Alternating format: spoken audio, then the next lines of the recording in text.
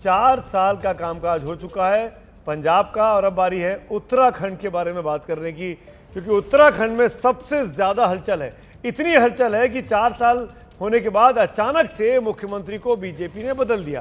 त्रिवेंद्र सिंह रावत हट गए, तीरथ सिंह रावत अब मुख्यमंत्री बन गए। हम उत्तराखंड के बारे में बात करते हैं तफसील से, और आपको उत्तराखंड के आंकड़े दिखाते हैं कि ये जो बीजेपी ने अचानक से कोर्स करेक्शन किया है, इससे फायदा होने वाला है या नुकसान होने वाला है पार्टी को। आपको याद होगा सबसे पहले एबीपी न्यूज और सी वोटर ने कहा था कि त्रिवेंद्र सिंह रावत अच्छा काम नहीं कर रहे, उनकी पॉपुलैरिटी नहीं है। ये देखिए पहला सवाल कि क्या उत्तराखंड में सीएम बदलकर बीजेपी ने सही काम किया? हाँ कहने वाले 70% हैं, नहीं कहने वाले 19% हैं, और कह नहीं सकते वाले 11% हैं। यानी ये जो कोर्स करेक्शन किया है बीजेपी ने बदलकर मुख्यमंत्री को, उसको पसंद किया है उत्तराखंड की आवाम ने। अगला सवाल, तीरथ सिंह रावत के सीएम बनाने के फैसले से कितने आप संतुष्ट हैं? तीरथ सिंह को जब ये जिम्मेदारी मिली तो क्या आप संतुष्ट हैं? बहुत संतुष्ट 22%, संतुष्ट 23%, कम संतुष्ट 25%, संतुष्ट नहीं 22%, कह नहीं सकते 8%। यानी कुल मिलाकर लोग बाग संतुष्टता के करीब नजर आते हैं। अगला सवाल कि क्या सीएम बदलने से चुनाव में बीजेपी को फायदा होगा? हाँ कहने वाले 35%, नहीं कहने वाले 47%। यानी इसके बावजूद भी बीजेपी को बहुत फायदा होता नहीं दिखाई देता है। तो अब तक ये मैंडेट दरअसल आपको 2 तस्वीरें स्क्रीन पर दिख रही हैं, एक त्रिवेंद्र सिंह रावत की और एक तीरथ सिंह रावत की है। तो ये 4 साल का कामकाज त्रिवेंद्र सिंह के कामकाज का लेखा जोखा है, पर खामियाजा कहीं तीरथ सिंह रावत को भुगतना ना पड़ जाए। अगला सवाल, महज 1 साल में क्या तीरथ सिंह बेहतर प्रशासन दे पाएंगे? हाँ कहने वाले 26%, नहीं कहने वाले 54%, और कह नहीं सकते वाले 20%। यानी बहुत ज़्यादा उम्मीद इस नए मुख्यमंत्री से नहीं है। काम ठीक किया है, पर उम्मीदों पर, जनता की उम्मीदों पर खरे नहीं दिखाई दे रहा है ये पूरा स्टेप। अब बात करते हैं उत्तराखंड के मंत्रियों की। क्या आप मंत्रियों से कितने संतुष्ट हैं?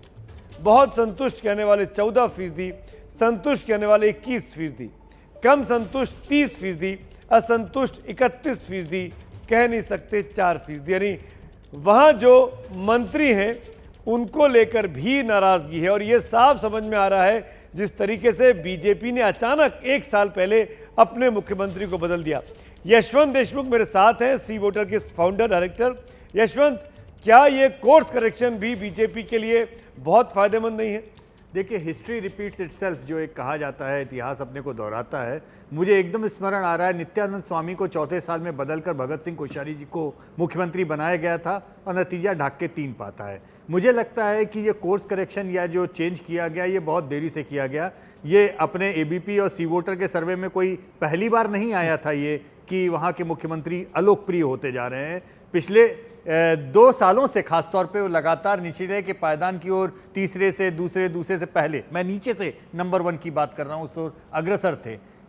जनता ने कहा कि सही किया गया, लेकिन जनता से अगर आप पूछिए कि क्या इसका लाभ मिलेगा, तो लाभ इसलिए नहीं मिलने की उम्मीद दिख रही है क्योंकि दिख रहा है वहाँ पर एक ऑप्शन है, वहाँ पे एक पार्टी है जो ऑप्शन है, और पार्टी का एक नेता है, और वो नेता आज से नहीं, जब से उत्तराखंड की लड़ाई चल रही थी तब से वो ऑप्शन रहा है। तो आप नाम जानते भी हैं, आप अपने पास में पैनल में वो नाम मौजूद भी है, तो आप बात भी करना चाहेंगे। लेकिन ऑप्शन होने के कारण जनता जब नेचुरल इनकम्बेंसी के मूड में आती है, तो वो इस तरह से फिर कहती है कि शायद इस बदलाव का फायदा बीजेपी को नहीं मिलेगा जितना बीजेपी उम्मीद कर रही है। यानी कुल मिलाकर देखा जाए तो पंजाब में सत्तारूढ़ कांग्रेस के लिए खतरे की घंटी है।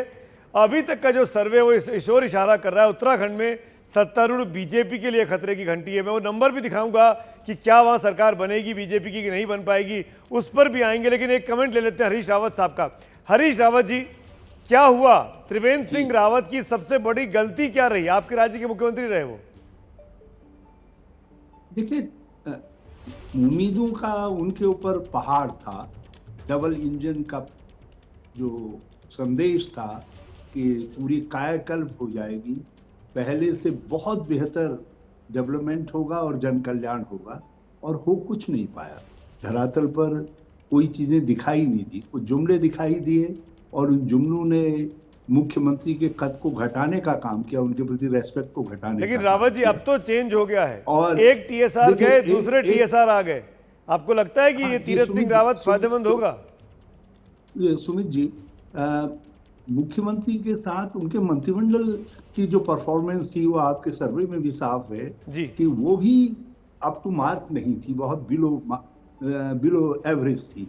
और अब जो तीरथ सिंह जी आए हैं, लोगों ने गुस्सा तो दिखाया है कि बदलाव किया, ठीक किया, उसको अप्रिशिएट किया, लेकिन विश्वास नहीं जताया है तीरथ सिंह में, क्योंकि तीरथ सिंह जी का जितना भी परीक्षण हुआ है वो परीक्षण किसी भी रूप में जो पहले जो अवतार उनके साथ रहे, चाहे वो प्रदेश अध्यक्ष रहे, चाहे वो एमएलसी रहे या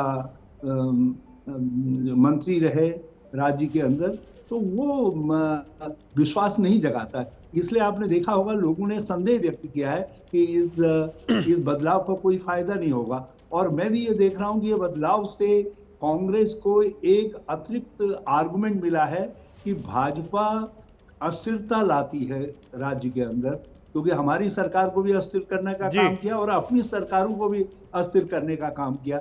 असल में इनकी अस्थिर करने की आदत इतनी खराब हो गई है सरकारों को बदलने की कि या कोई न मिले तो अपनी सरकार को भी बदल लेते हैं, अपने मुख्यमंत्री को बदल लेते हैं। ये लोगों में कहावत चर्चा होगी। जी, मैं आऊंगा इस चीज पर भी। बीजेपी के प्रवक्ता भी मेरे साथ जुड़ेंगे कि क्या मुख्यमंत्री बदलने में बीजेपी को आनंद आता है, उस पर भी हम बात कर लेंगे। लेकिन राघव चड्ढा मेरे साथ है। राघव, वहां पर भी जबरदस्त एंटी इनकम्बेंसी दिखाई दे रही है, उत्तराखंड में भी, पंजाब के बाद। पंजाब में हमने आपकी पार्टी को फायदा पहुंचते देखा अभी अभी सी वोटर के सर्वे में। आपको लगता है कि ये मौका उत्तराखंड में भी आपकी पार्टी के पास? देखिए, पंजाब में सुमित जी हमारी पार्टी को कई साल हो गए। हमने अपने पहली डेब्यू किया था 2014 के लोकसभा चुनाव में, तो लगभग आज 7 साल हो गए हैं। उत्तराखंड की जहां तक हम बात करें, वहां पर आम आदमी पार्टी ने अपनी राजनीतिक और संगठनात्मक हलचल जो है वो आज से मात्र 6 महीने पहले शुरू करी थी। और 6 महीने के भीतर ही हम देख रहे हैं कि आम आदमी पार्टी इनरोड्स बनाती उत्तराखंड में नजर आ रही है।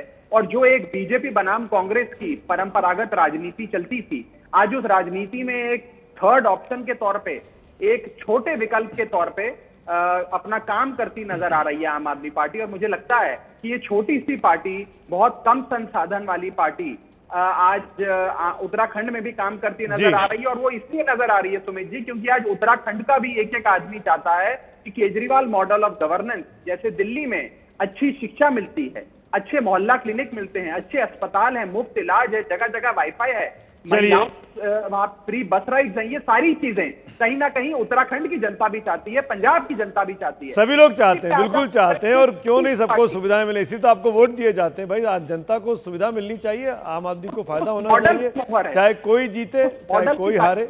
लेकिन मैं आंकड़े दिखा देता हूं कि अगर उत्तराखंड की विधानसभा के आज की तारीख में चुनाव हुए तो क्या स्थिति होने वाली है। पहले हम वोट परसेंटेज की बात कर लेते हैं। माफ करिएगा, कांग्रेस को 41% वोट मिलते दिखाई देते हैं, बीजेपी को 38%, बीएसपी को 4%, आम आदमी पार्टी को 9%, अन्य के खाते में 8%। यानी कांग्रेस को फायदा हो रहा है उत्तराखंड में इस पूरी हलचल के चलते।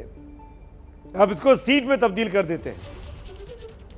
32 से 38 कांग्रेस, 24 से 30 बीजेपी, 0 से 6 बीएसपी, 2 से 8 आम आदमी पार्टी, 0 से 3 अन्य के खाते में। यानी हरीश रावत साहब, आपकी पार्टी की सरकार बन सकती है, पर उतने अच्छे नंबर नहीं है जितने आप चाह रहे होंगे। एक क्विक कमेंट दीजिए, उसके बाद यशवंत मैं आपके पास आता हूं।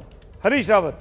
देखिए, मुझे उम्मीद है कि उत्तराखंड की जनता एक अच्छा बहुमत, जिसको ये कहा जाए कम से कम 45-50 सीटें कांग्रेस को देगी, क्योंकि लोगों का जो अनुभव रहा है, जहां ट्रिकी बहुमत होता है वहां पर बीजेपी अस्थिरता पैदा करती है। तो लोग इस समय बीजेपी को खेल करने का मौका नहीं देंगे, क्योंकि चाहे आप हो या बीएसपी हो, ये सब लोग जो है भाजपा के पोचिंग के लिए, जब वो कांग्रेस में पोचिंग कर सकते हैं तो इन पार्टियों को तो वो एकदम से अपने उसमें झपट लेंगे। तो इसलिए मुझे पूरा भरोसा है कि उत्तराखंड की जनता एक तरफा एक अच्छा बहुमत कांग्रेस को देगी और कांग्रेस के लिए भी जी। आगे की राह बड़ी कठिन होगी, कठिन होगी। हरीश जी, लेकिन इस समय बीजेपी के राह प्रवक्ता सुगम जोशी है। जी भी जुड़ गए मेरे साथ। सुरेश जोशी जी, मैं जानना चाहूंगा आपसे, मुख्यमंत्री आपने बदल दिया पर सीटों का फायदा नहीं हो रहा है। आपको लग रहा है कि ये जो कोर्स करेक्शन किया ये बहुत देरी से किया? देखिए सुमित जी, पहली बात तो मैं आपको ये बताऊं कि उत्तराखंड की जो राजनीति है वो हर पल हर क्षण बदलती है। अभी तो देखो, आपने जो सर्वे किया उस चुनाव से लगभग 10 महीने पहले सर्वे किया है, लेकिन उत्तराखंड में तो कभी कभी 24 घंटे के अंदर भी परिणाम विपरीत हो जाते हैं। अभी हरीश रावत जी की बात को मैं बड़े ध्यान से सुन रहा था। मैं 2002 का स्मरण कराना चाहता हूं, जब हरीश रावत जी ने एक नेशनल चैनल में कहा कि हम चुनाव हार चुके हैं, मैं अपनी हार को स्वीकार करता हूं।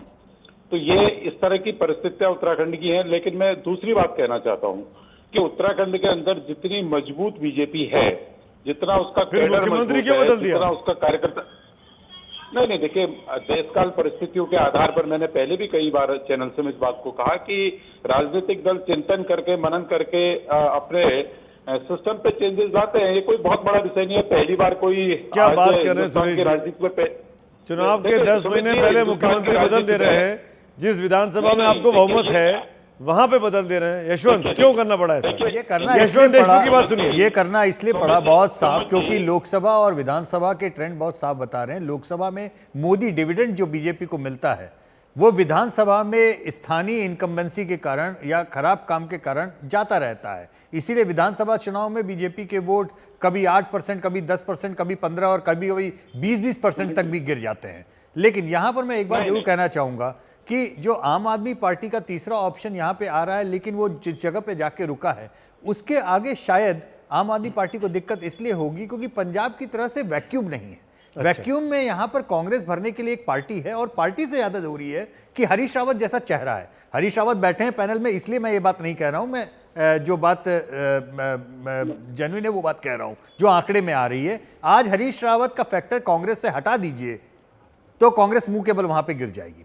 मैं बहुत साफ सीधी बात बोल रहा हूं। लेकिन यशवंत, मैं एक चीज जोड़ दूं इसमें कि हरीश रावत के साथ जितने कंटेम्प्रेरीज थे इनकी पार्टी में, वो सब इनका साथ छोड़ के बीजेपी में चले गए हैं।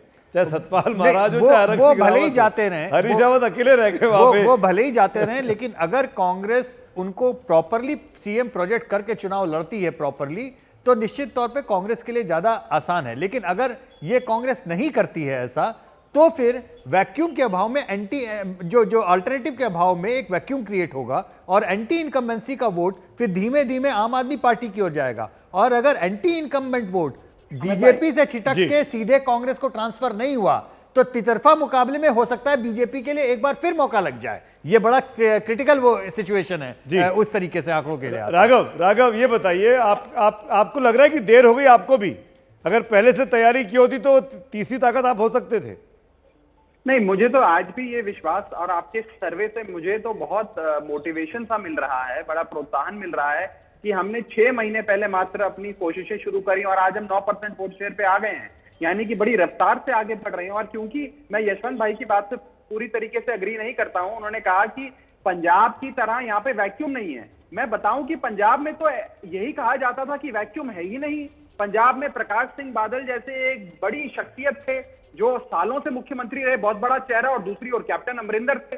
पंजाब में तो उस हिसाब से देखा जाए परंपरागत राजनीतिक चश्मे से तो वैक्यूम था ही नहीं। लेकिन लोगों ने विकल्प को चुना। लोगों ने कहा हम इन दोनों पार्टियों से परेशान हो गए हैं। और उत्तराखंड के सर्वे में भी जो आज आपका सर्वे है ये दिखा रहा है कि लोग आज परंपरागत राजनीतिक दलों से, बीजेपी और कांग्रेस से परेशान हो गए हैं। कभी कांग्रेस, कभी बीजेपी, कभी कांग्रेस, कभी बीजेपी। वो विकल्प की ओर देख रहे हैं। दिल्ली में भी विकल्प की ओर देखा हरीश रावत जी, और आज ऐसे दिल्ली में ऐसा ही हुआ था। बिल्कुल ठीक, राघव सही बोल रहे हैं। शीला दीक्षित जैसे मजबूत नेता हार गई थी चुनाव अरविंद केजरीवाल से मुख्यमंत्री रहते हुए। हरीश रावत जी, देखिए, दिल्ली की परिस्थितियां कुछ, जो उसकी भौगोलिक स्थिति है, जो वहाँ का डेमोग्राफिक कंपोजिशन है, उसको देख उसमें बहुत सारी चीजें उत्तराखंड से बिल्कुल भिन्न है। उत्तराखंड को तो समझने में ही कम से कम 5-7 साल का वक्त लगता है। और उत्तराखंड में ऐसा नहीं था कि विकल्प पहले मौजूद नहीं थे। उत्तराखंड क्रांति दल जिसने सारे राज्य आंदोलन का जिम्मा लेकर के चले और एक अल्टरनेट पॉलिटिक्स उत्तराखंड के लोगों के सामने रखी, लेकिन उत्तराखंड के लोगों ने राष्ट्रीय राजनीतिक दलों को ही हमेशा प्रेफरेंस दिया है और आज भी वो रुख उनका कायम है। एक को प्रोत्साहित करते हैं, दूसरे को दंडित करते हैं। जो अपेक्षा में दिल्ली में भी ऐसे करता है वो दंड भुगतता है। और हमारी कोशिश ये है कि जिन बातों पे जहां जहां ऐसी एंटी इनकम्बेंसी से चीजें पैदा हो रही हैं, हम उसको किस तरीके से अपने साथ जोड़ते हैं। हरीश जी, वो हमारी कैपेसिटी पर निर्भर करता है। हरीश जी, 70% लोगों ने कहा कि मुख्यमंत्री को बदल के ठीक किया, उनको पसंद आया कि त्रिवेंद्र सिंह गए और तीरथ सिंह आए। लेकिन अभी भी बीजेपी नंबर मेजोरिटी से पीछे रह जाती है। कांग्रेस बड़ी पार्टी है, सबसे बड़ी पार्टी बनकर उभर रही है, सरकार आपकी बन रही है। तो क्या हरीश रावत चुनावी मैदान में है खुद? क्या हरीश रावत विधानसभा लड़ेंगे आने वाले वक्त में? क्या वो मुख्यमंत्री पद के दावेदार बनना चाहेंगे, जबकि आप 2 बड़े राज्यों के प्रभारी हैं, महासचिव हैं? देखिए, कौन चेहरा होगा ये तो पार्टी को डिसाइड करना है। हमें तो जो हुक्म करेंगे हम उस हुक्म को मानेंगे।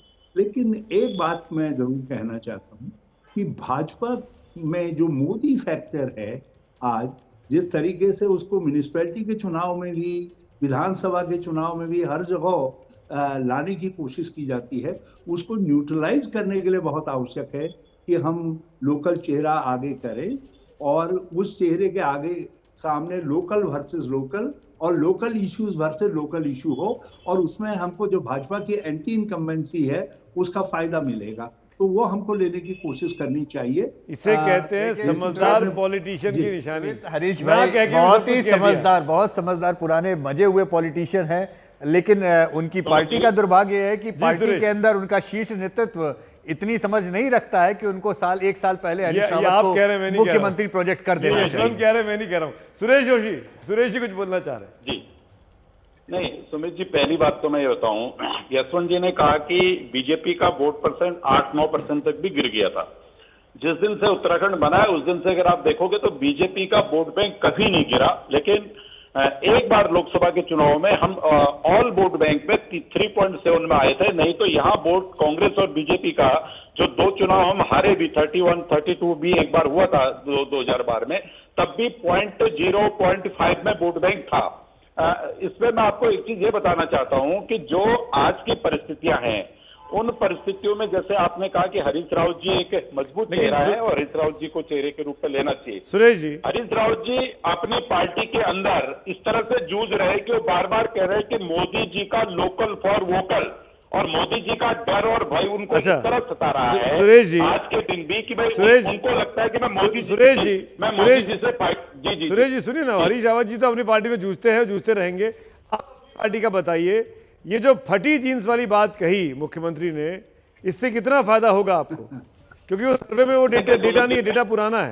सुमित जी प्रवक्ता होने के नाते मैं आपसे निवेदन के साथ आपसे कि लड़कियों को फटी जीन्स नहीं पहननी चाहिए, इस पर आपकी क्या प्रतिक्रिया है? हमारे मुख्यमंत्री जी की, तीरथ जी की, ये उसके प्रति ऐसा भाव या वो शब्द जो वहां पर आए ऐसा कहीं नहीं था।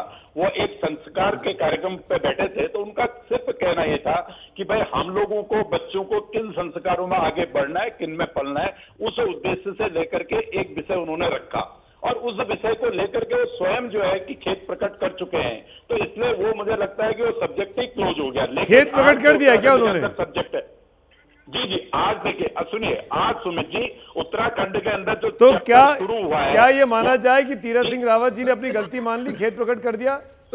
ये आप कह रहे हैं सुरेश जोशी जी? क्योंकि मैं शायद मिस कर गया, मैं सुन नहीं पाया उनकी खेत वाला बयान। नहीं, तीरथ जी ने इस बात को स्वयं स्वीकार किया है कि भाई अगर ये ऐसा कोई विषय है तो मेरा इस विषय से कहीं कोई मतलब मेरे मन में या मेरे दिल पे या मेरी कोई ऐसी भावना ही नहीं थी कि जिस बात को मैंने बोला।